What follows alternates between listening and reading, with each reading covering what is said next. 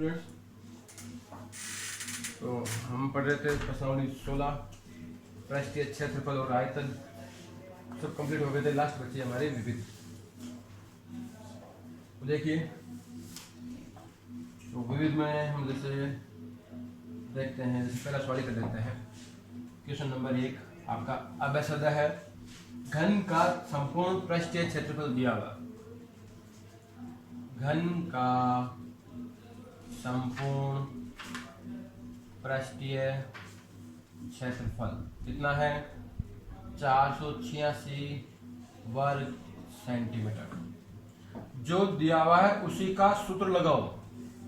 आपको दिया हुआ है घन का संपूर्ण पृष्ठीय क्षेत्रफल, तो हम घन का संपूर्ण पृष्ठीय क्षेत्रफल का सूत्र लगाएंगे। क्या होता है भाई?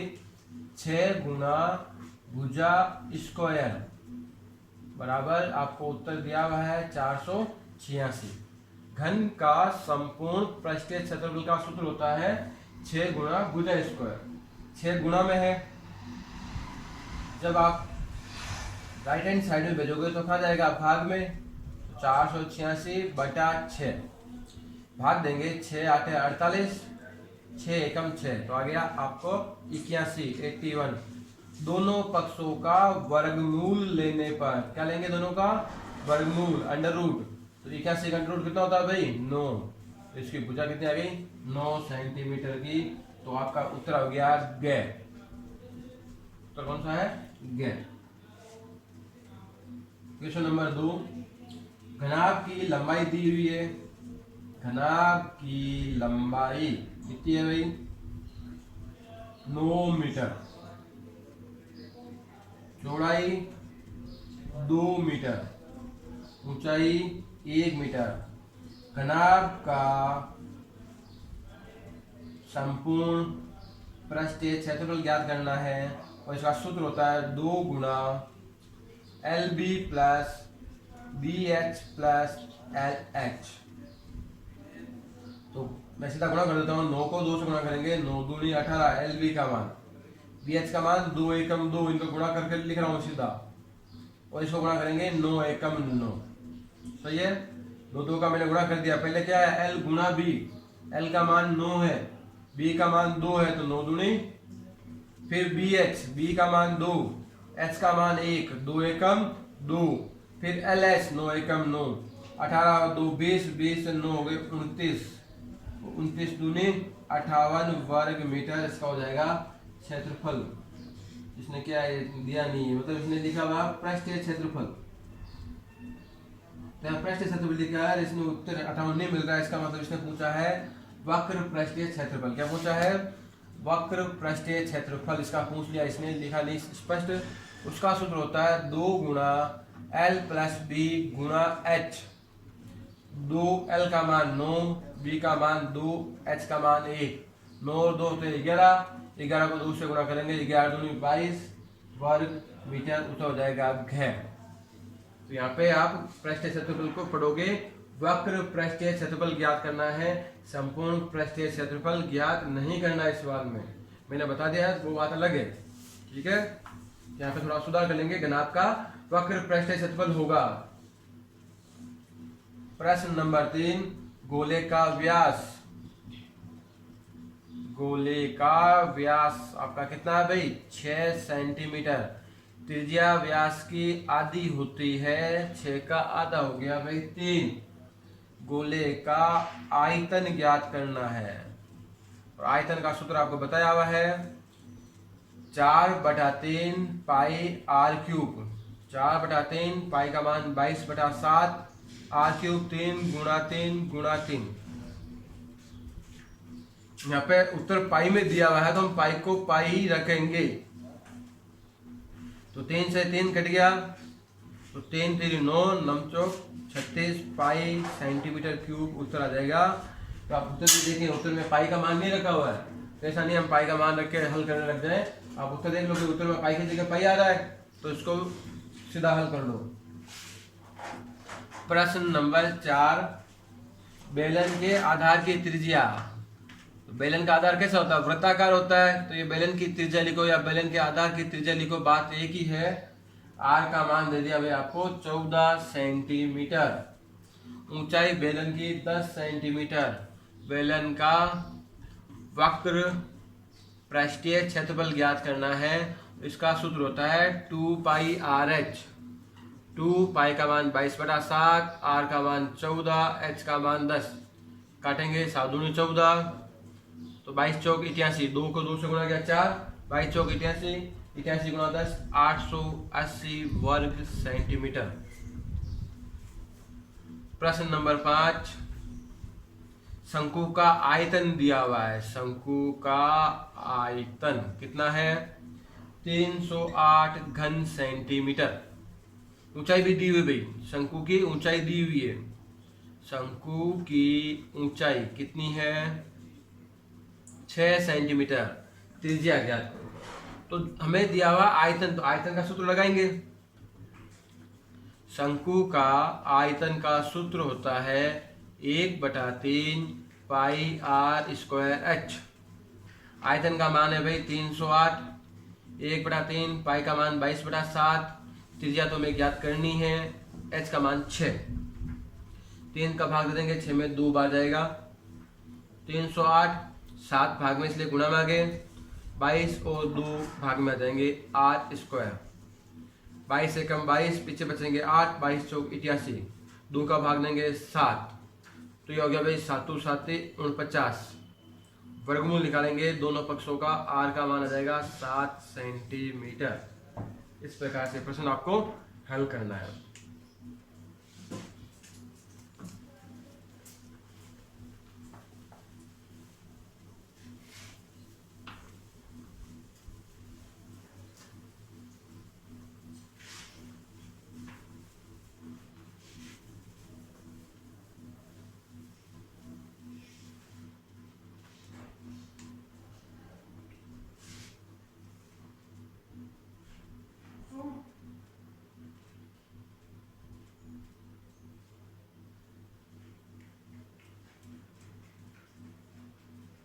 प्रश्न नंबर 6, शंकु एक ठोस धातु के अर्धगोले का व्यास 42 सेंटीमीटर है। इसके संपूर्ण पृष्ठ पर 20 पैसे प्रति वर्ग सेंटीमीटर की दर से पॉलिश कराने का व्यय ज्ञात करो। अर्धगोले का व्यास, अर्धगोले का व्यास है आपका 42 सेंटीमीटर। इसने कहा संपूर्ण पृष्ठ पर कराना है, तो हम सीधा सीधा कर लेते हैं। त्रिज्या हो जाएगी इसकी आधी। अर्धगोले का संपूर्ण पृष्ठ क्षेत्रफल, अर्धगोले का संपूर्ण पृष्ठीय क्षेत्रफल सूत्र होता है आपका 3πr स्क्वायर। मान लिखेंगे पाई का 22/7, त्रिज्या 21, 7 का भाग देंगे, 7 × 21, 3 × 9, 22 9 198 गुणा 21।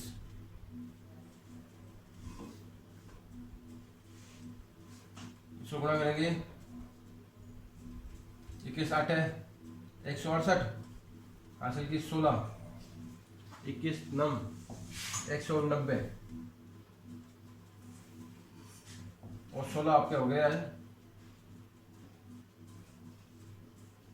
205, हासिल के 20, 21 से कम 21 और 20 हो गए 41 वर्ग सेंटीमीटर। 1 वर्ग सेंटीमीटर क्षेत्र पर पॉलिश यानी कि कलर करवाने का खर्चा दिया हुआ है।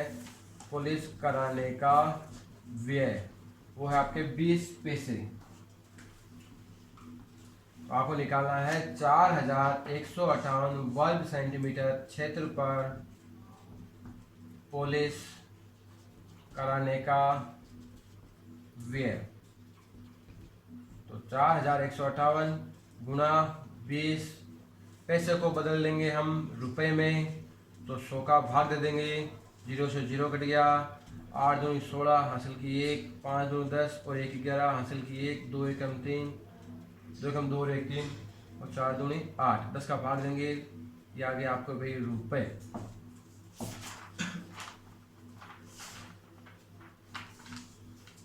इसी प्रकार से हमें करना है प्रश्न नंबर 7। एक शंकु का अर्धगोला व बेलन का एक ही आधार व एक ही ऊंचाई पे बने हुए हैं। एक अर्धगोला बेलन एक ही आधार और एक ही ऊंचाई पे बने हैं, मतलब बेलन और अर्धगोला ना दोनों की त्रिज्याएं होगी समान, दोनों की त्रिज्या क्या हो जाएगी, समान हो जाएगी।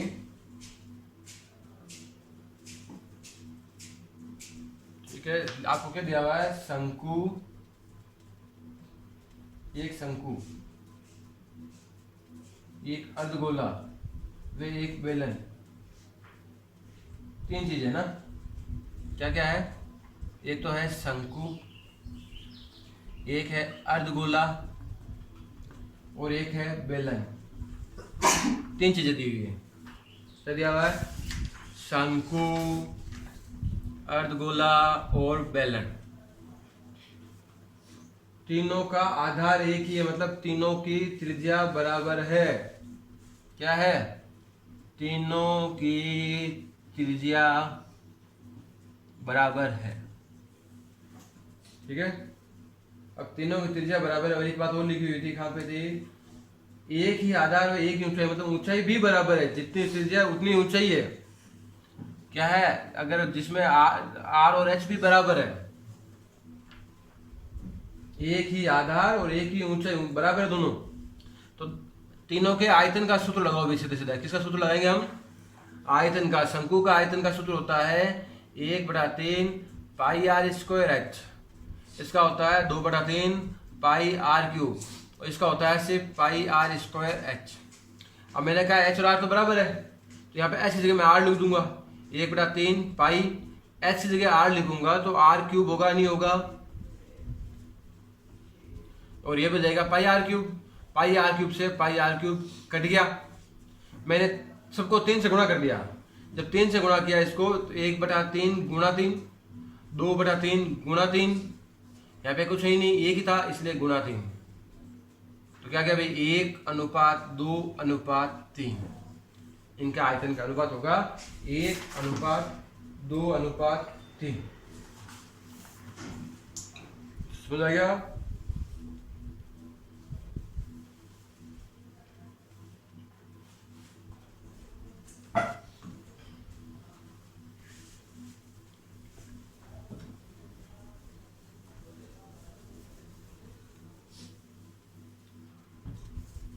क्वेश्चन नंबर 8, एक ठोस पिंड का बायां भाग बेलनाकार है, दायां भाग शंकुनुमा है। देखिए, एक ठोस पिंड है, बायां भाग बेलनाकार, दायां भाग शंकुनुमा, इस प्रकार से है। ये बायां भाग बेलनाकार और दायां भाग शंकुनुमा, इस प्रकार से। ठीक है,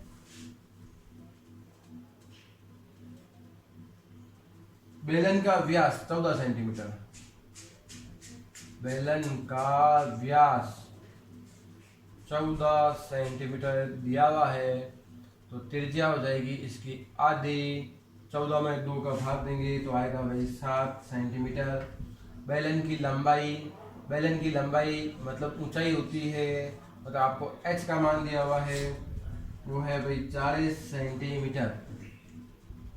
शंकु का व्यास फिर से 14 सेंटीमीटर है, तो त्रिज्या इसकी आधी हो जाएगी 7 सेंटीमीटर। ठोस का आयतन ज्ञात करना है, तो ये जो आकृति बनी है ये दो आकृतियों से मिलकर बनी है, एक है बेलन, दूसरा है शंकु। हमें इस आकृति का आयतन ज्ञात करना है।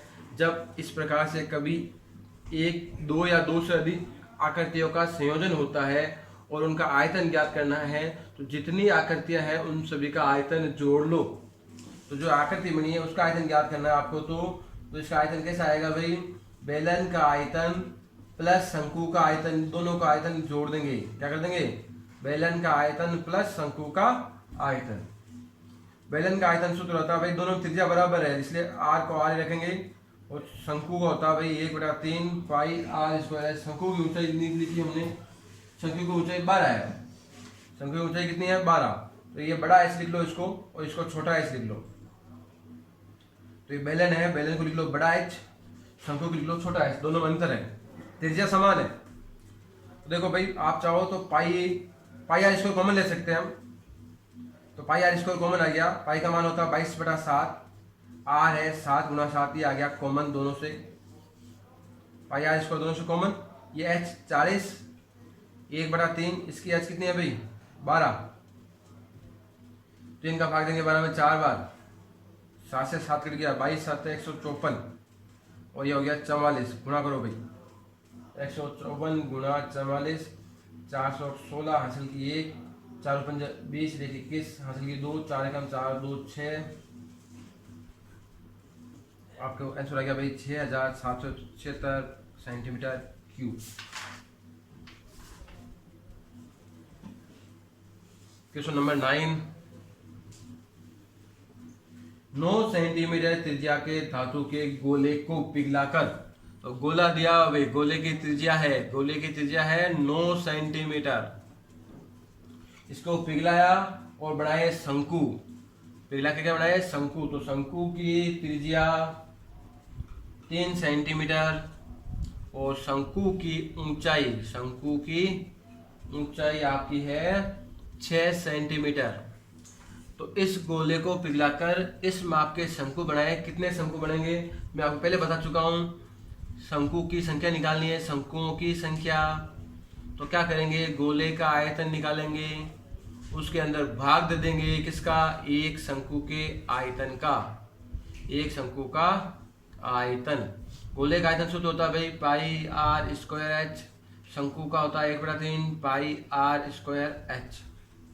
पाई से पाई कट गया, ये आर और आर अलग अलग लिखने का कारण है, अगर सेम लिखोगे तो आप काट दोगे। यहाँ पे दोनों की त्रिज्या अलग है, इसलिए हमें गोले का आयतन हमने गलत लगा दिया है। सूत्र होता है भाई 4/3 पाई आर क्यूब, पाई से पाई कट गया, सूत्र होता है 4/3 पाई आर क्यूब, और 3 से 3 भी कट जाएंगे। तो 4, आर का मान 9 × 9 × 9, इस आर का मान 3 × 3 × 6, 3 3 9, 2 दूनी 4, 2 3 6,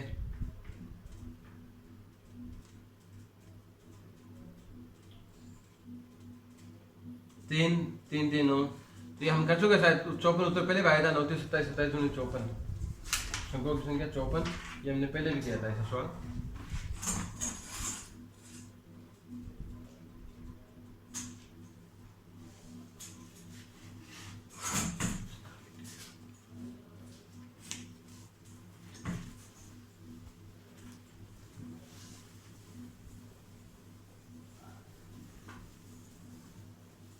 आगे देखते हैं, 200 सवाल किया हुआ हमारे पीछे, 200 सवाल हमने पीछे किया है, शायद कर देते हैं। चलो आया तो ठीक, नहीं आया तो ठीक, देख लेते हैं। एक गांव की जनसंख्या 4000 है, मतलब एक गांव में 4000 आदमी रहते हैं। गांव की जनसंख्या अर्थात गांव में रहने वाले कुल व्यक्ति वो है आपके 4000। प्रतिदिन प्रति व्यक्ति को पानी की आवश्यकता है, प्रतिदिन प्रति व्यक्ति आवश्यकता है पानी की 40 रुपये 150 लीटर की। टंकी बनी हुई है, टंकी की विमाएं, टंकी का माप, टंकी की विमाएं आपकी है 20 मीटर गुणा 15 मीटर गुणा 6 मीटर का। ये टंकी का माप है भाई, लंबाई चौड़ाई और ऊंचाई दी हुई है। तो इसमें जो पानी भरा हुआ है इन 4000 व्यक्तियों के लिए कितने दिन चलेगा वो हमें ज्ञात करना है। तो भाई गांव की जनसंख्या कितनी है 4000, एक आदमी को हर दिन 150 लीटर पानी चाहिए।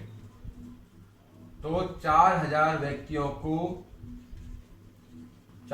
को प्रतिदिन पानी की आवश्यकता, प्रतिदिन पानी की आवश्यकता कितनी होगी, हम गुणा कर देंगे इसको। आवश्यकता 4000 गुणा 150 लीटर, तो 15 चौके 60, इतना लीटर आपको पानी चाहिए।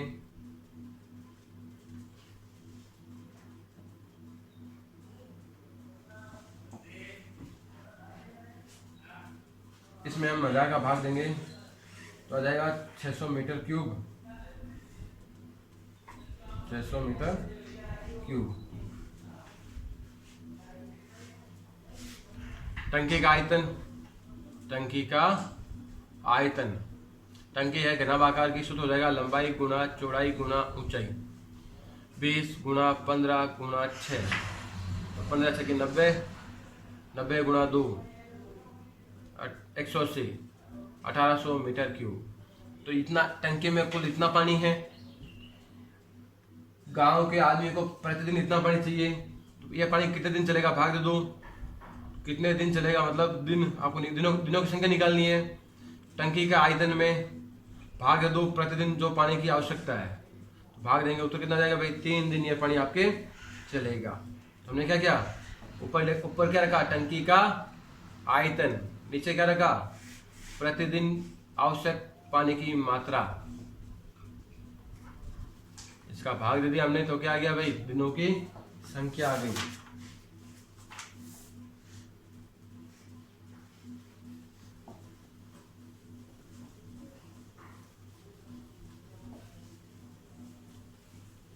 इसी प्रकार से हम देखते हैं क्वेश्चन नंबर 11। 3 गोले हैं जिनकी त्रिज्या है 6, 8 और 10। इनको पिघला के एक बड़ा गोला बनाया, उसकी त्रिज्या ज्ञात करनी है। गोले फर्स्ट की त्रिज्या, गोले फर्स्ट की त्रिज्या है 6 सेंटीमीटर, गोले सेकंड की त्रिज्या है 8 सेंटीमीटर, गोले थर्ड की त्रिज्या है 10 सेंटीमीटर। 3 गोले जिनकी त्रिज्या, तीनों को पिघलाया, एक बड़ा गोला बनाया। मैंने कहा इन तीनों का आयतन जो होगा वो उस बड़े गोले का आयतन होगा। तो क्या होगा 3 छोटे गोले का आयतन, 3 छोटे गोलों का आयतन बराबर होगा एक जो बड़ा गोला बनाओगे एक बड़े गोले का आयतन। तो इसको मान लेते हैं भाई ये त्रिज्या r1 है, 4/3 पाई r1 क्यूब, 4/3 पाई r2 क्यूब, 4/3 पाई r3 क्यूब, और यहाँ पे 4/3 पाई r क्यूब। जो हमें बड़ा गोला है उसकी हमने त्रिज्या मान ली। क्या मान ली, बड़े गोले की त्रिज्या हमने मानी कि कैपिटल R है, वो हमें निकालनी है। इनको हमें नाम दे दिया, ये R1 है, ये R2 है, और ये कॉमन ले लिया हमने। क्या कॉमन ले लिया, 4/3 पाई कॉमन ले लिया। क्या बच गया R1 cube plus R2 cube plus R3 cube, ये बच गया भाई 4/3 पाई R क्यूब। ये कट गया। R1 का मान रखेंगे 6 का क्यूब, 8 का क्यूब, 10 का क्यूब, 6 का क्यूब 216, 8 का क्यूब 512, 10 का 1000, ये हो जाएगा आपको 1728। दोनों पक्षों का हम लेंगे घनमूल, तो घनमूल लेने पर आ जाएगा भाई R का मान 12 सेंटीमीटर।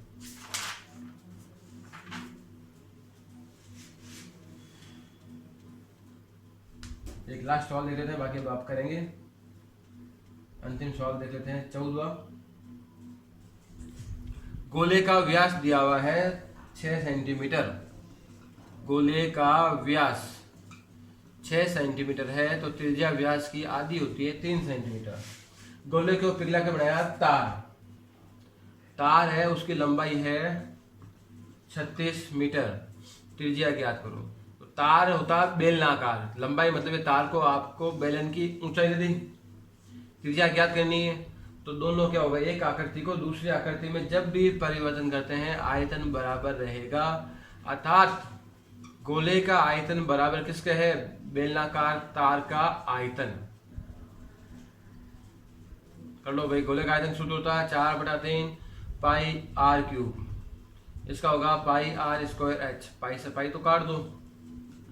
त्रिज्या इसकी कितनी है भाई 3 गुणा 3 गुणा 3, r ज्ञात करनी है, h इसका मान 36, 3 से 3 कट गया, 3 3 9, 9 चौक 36, भाग दे देंगे 36, तो r का मान आ जाएगा भाई वर्गमूल लोगे तो 1 सेंटीमीटर त्रिज्या इसकी आपके आ जाएगी।